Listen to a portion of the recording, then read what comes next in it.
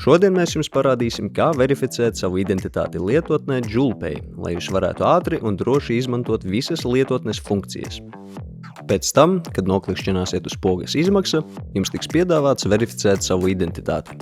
Tas ir nepieciešams drošības nolūkos un, lai izpildītu datu aizsardzības prasības.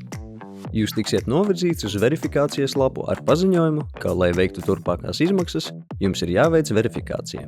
Nospiediet pogu verifikācija. Pirmais solis. Izvēlieties dokumentu. Izvēlieties dokumenta veidu, kuru vēlaties augšupielādēt – pasi vai personas apliecību. Pārliecinieties, ka dokuments ir aktuāls un skaidri redzams fotogrāfijā.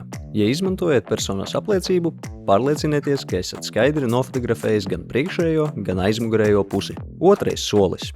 Programma lūgs jums uzņemt pašportretu. Tas tiek darīts, lai pārliecinātos, ka dokuments pieder tieši jums. Centieties, lai fotogrāfijā būtu skaidri redzama jūsu seja.